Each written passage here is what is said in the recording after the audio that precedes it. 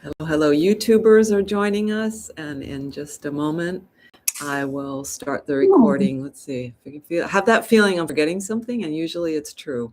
I'll have to mute all you guys. So I'll do that in a moment. I'll start the recording. So here we go.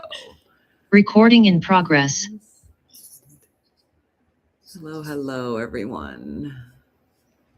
So let's just check. Yeah. Do the mutings. Okay, we're here. A Sunday morning. What day is it? 22nd of February, 2026. I have to fiddle with the audio as well a little. I want to ring our bell to start, so I have to put a particular setting here.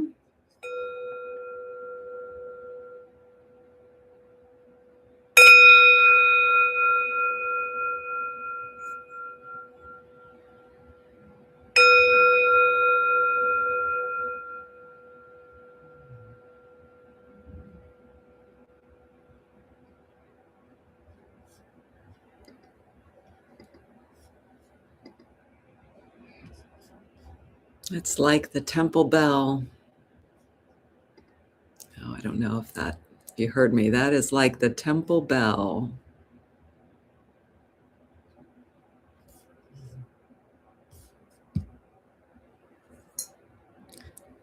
It's amazing how sound affects us, how we take it in. Thank you all for being here. Just to let you set up where you need to be in this half hour, we'll do a practice moving our eyes today. So you can do that right side up, upside down, on your side, wherever, sitting, lying down, wherever you like. And I also like to welcome someone else who's been on the registration. Lisa, I've not met you yet, so welcome. In addition to those of you here today from our wet and snowy eastern seaboard. Let's arrive.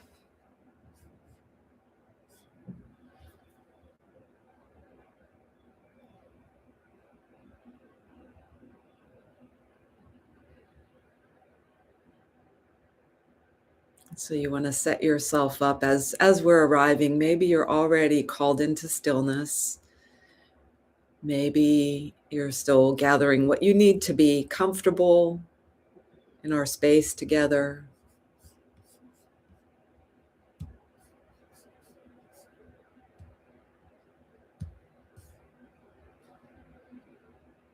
Maybe you're beginning to sense your breath.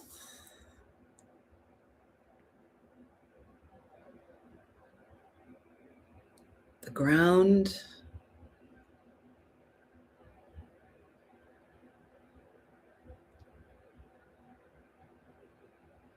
Your hands, your feet, your seat.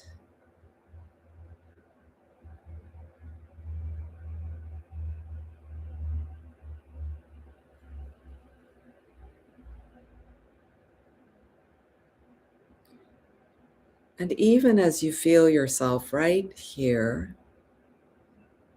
feeling breath and shoulders, thoughts and toes, all that you feel, all that you experience in your body and close in,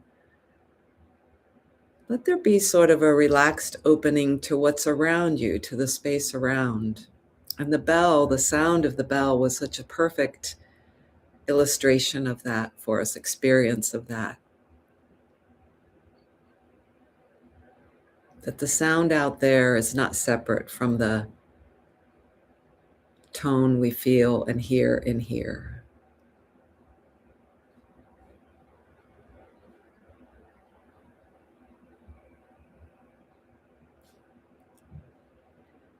And in the next few moments, just allow yourself to marinate with whatever is coming to you now, whatever you're experiencing. And some of that might be residue that's come from earlier before we gathered here.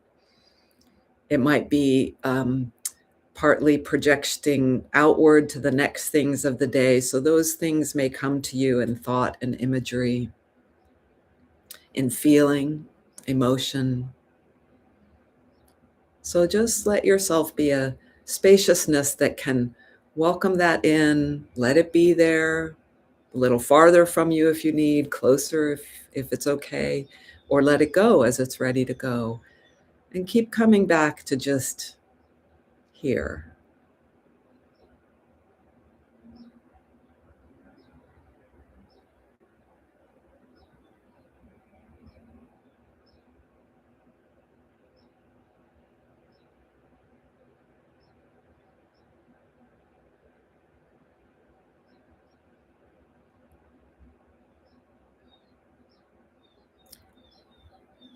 And that kind of attitude of being here, open, relaxed,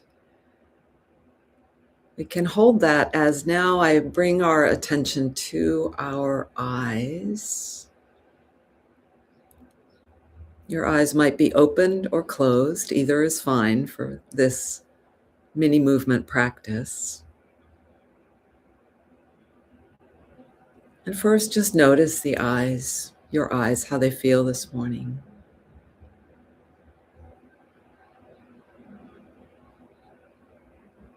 Perhaps a gratitude for the eyes, for your eyes, for all they do for us is present. Full disclosure, part of why I'm sharing this practice is I had a really uncomfortable feeling in my eye yesterday evening, and it happens from time to time lately. So I felt like, oh, I really need to bring some attention to my eyes.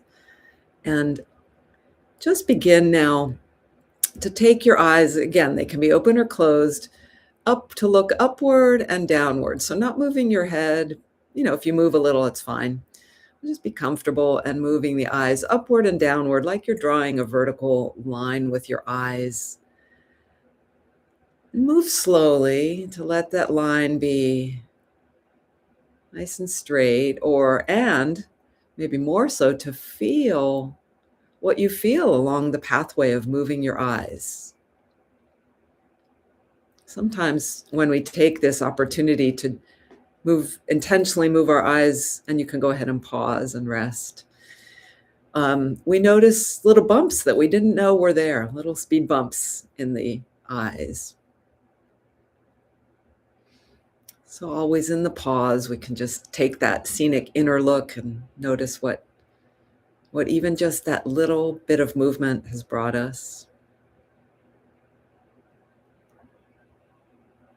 And then let your eyes come to about center, and now draw a horizontal line going out to the left, or perhaps start to the right, whichever direction, and take the line horizontally. This one is the one I find sometimes, it's not exactly what I thought it would be.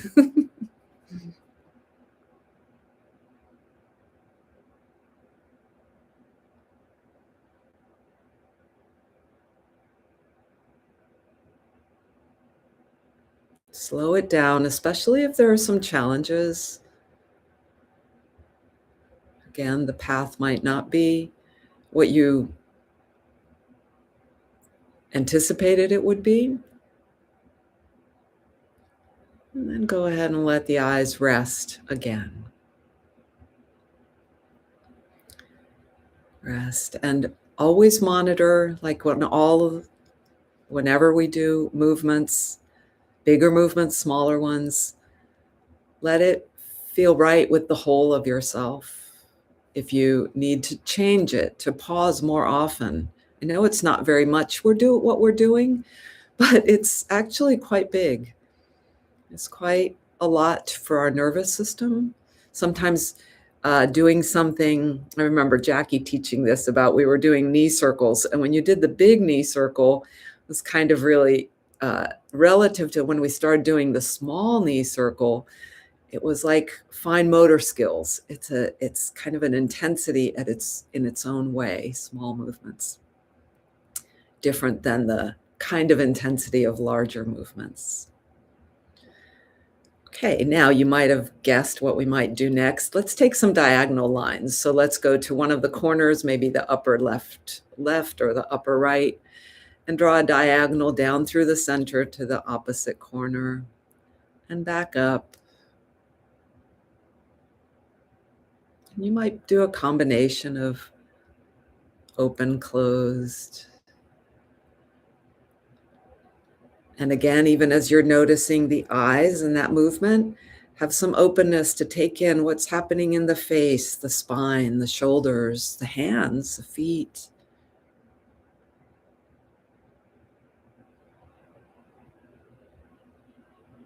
And then when it feels right, you can come to a pause again. We don't need very many repetitions at a time.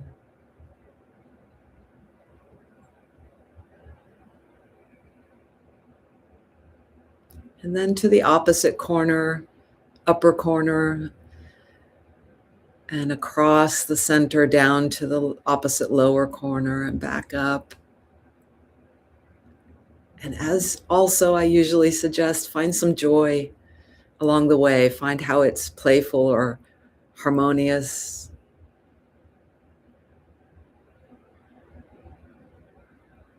So sometimes, as I was mentioning, slowing down can be really nice to really get to know the movement, to kind of say hello to what is, oh, I didn't even know, I haven't done this movement on purpose like this. So now I am, and it's unfamiliar. So slowing down is good.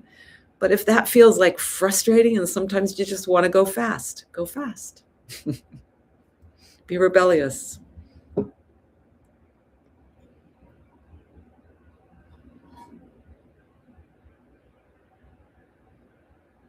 And you might notice, well, I thought it should be a straight line, but it's kind of curving.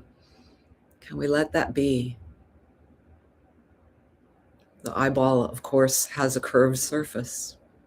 All right, let that go. Notice your breathing, your belly, your shoulders, your jaw, back of your neck, hands, feet, seat.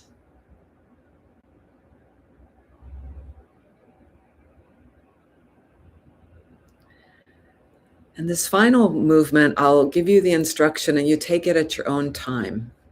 We'll take our eyes upward to the top of the circle of or the orbit of our eyes, and take slow circles, big circles, slow. They don't have to be as big as they could possibly be, but large. After you do those three, take a pause, take a few breaths, taking that scenic inner look, and then do it again in the opposite direction. So when you're ready, go ahead and start. 3 large circles, slowly. Slowly is helpful. A pause, and then 3 large circles in the other direction.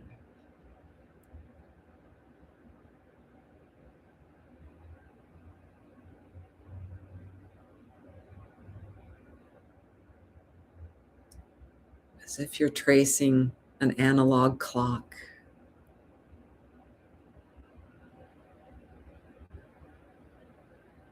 Noticing all that comes with this movement. Perhaps noticing movements in other places in your body, correlating to the circular movement we're making with our eyes.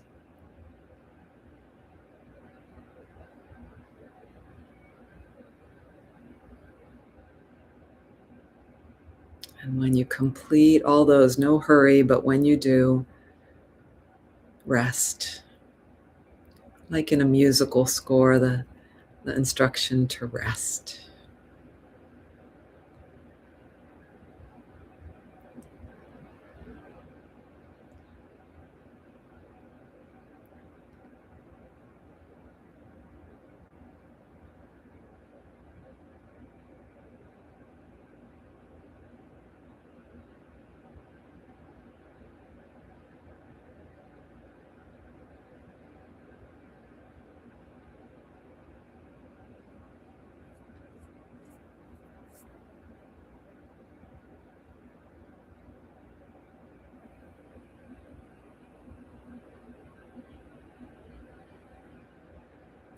There's so much. We could probably take hours just about all about this movement of our eyes and the experience we had. But one of the benefits that you might be feeling now is it even more landed you right here.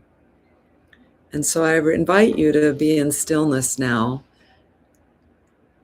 being still without holding yourself still, as is one of our mantras. As I read a poem, and then we'll segue right to meditation. This is one of my favorites. I recently had it memorized and lost that. I didn't needed to keep practicing, but I love this poem. I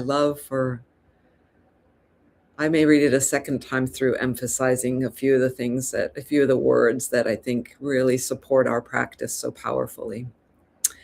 It is by somebody named David Wagoner, a professor in a university in the Pacific Northwest. And this poem is a bit about like a story that the native people would teach to their children. But it's a story that guides any of us in our movements in life, our path in life. The poem is called Lost. Stand still. The trees ahead and bushes beside you are not lost. Wherever you are is called here. And you must treat it as a powerful stranger, must ask permission to know it and be known. The forest breathes. Listen. It answers. I have made this place around you, and if you leave it, you may come back again, saying, here. No two trees are the same to Raven. No two branches are the same to Wren. If what a tree or a bush does is lost on you, you are surely lost. Stand still. The forest knows where you are. You must let it find you.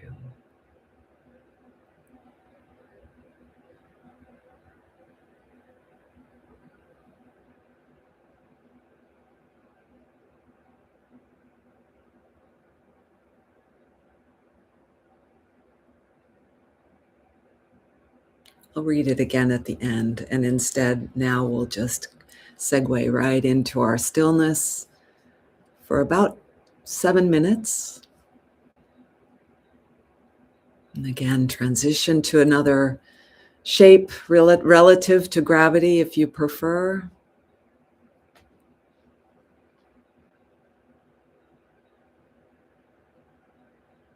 Use any tool you need to come back.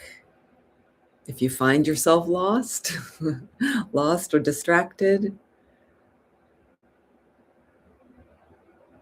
come back to something that spoke to you from the poem.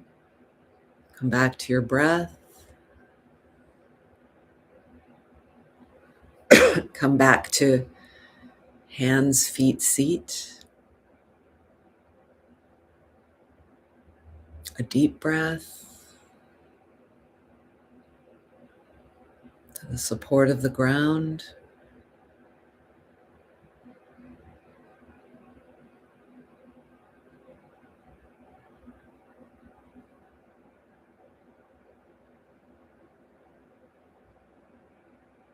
To hear.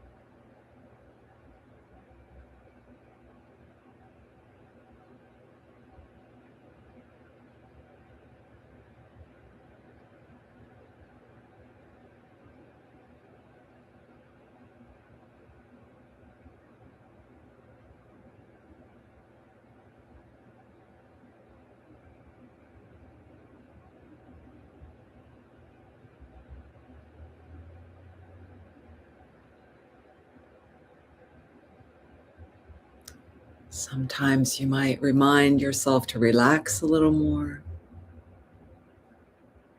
even as all that we're doing is really just being here. Relax a little more, lighten up a little bit here.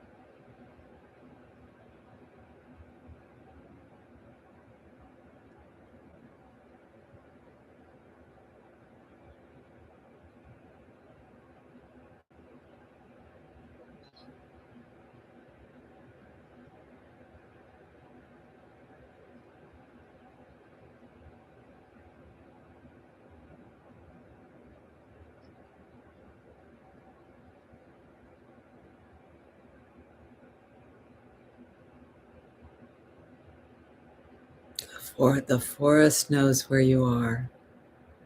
You must let it find you.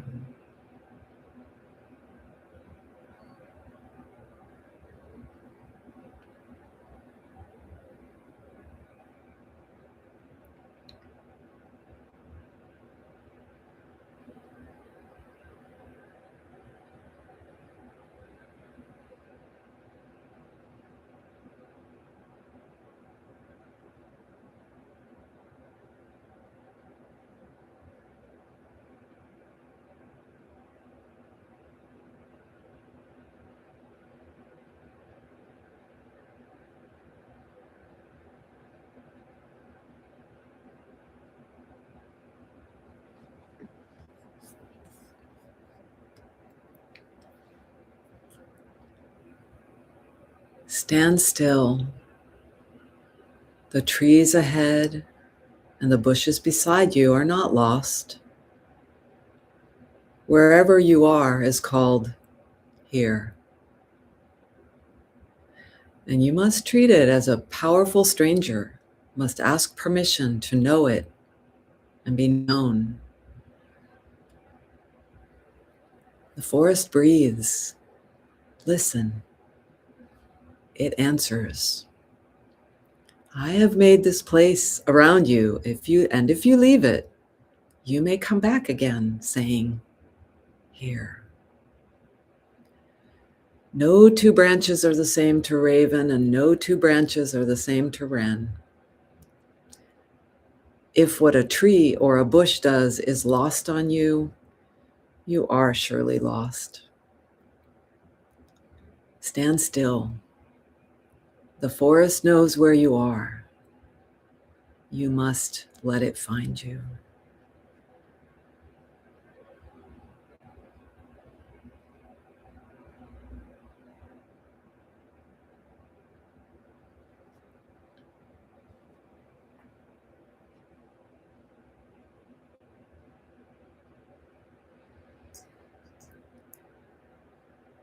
So I'll allow you to feel for a few moments as we come to the end of our entire 30-minute practice and this stillness practice, just to feel what spoke to you rather than me telling you what spoke to me. Just feel what imagery, what feels useful, what feels resonant from the poem, from the eye movements, from our time gathered together. And perhaps make a little mental note, a little mental sticky note of it. Or perhaps what's even more powerful is if there's an image that comes to you, and maybe a mental sticky note is an image. Maybe it's one of the useful notes you've had before, and it's just, it's reinforced today. Something simple that may help you as you come to a metaphorical edge in your forest of maybe it's a recurring issue, maybe it's a new challenge, and maybe it's just the joy of practice, this practice of enjoying the forest, the branches, the shrubs, the wrens, the ravens.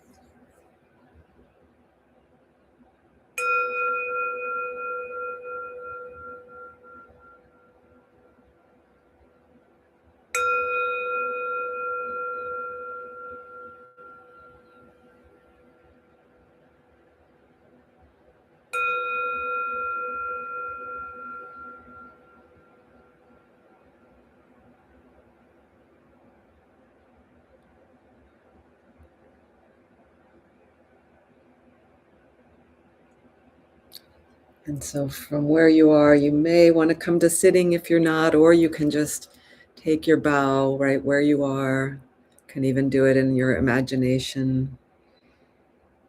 This gesture of gratitude, of respect to yourself, to each other, our community, honoring each other, of humility.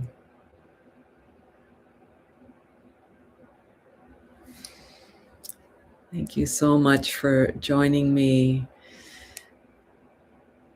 You can take the time to continue practicing, perhaps. In any case, I'll say goodbye and check our website, sunandmoonstudio.com, for other ways to participate. And then I'll end our recordings, and then those of you who'd like to stay on, who are on Zoom, we'll chat a little bit afterward and visit. Recording stopped. I don't know if you could hear me there. Ooh, let me stop the other one. Up, and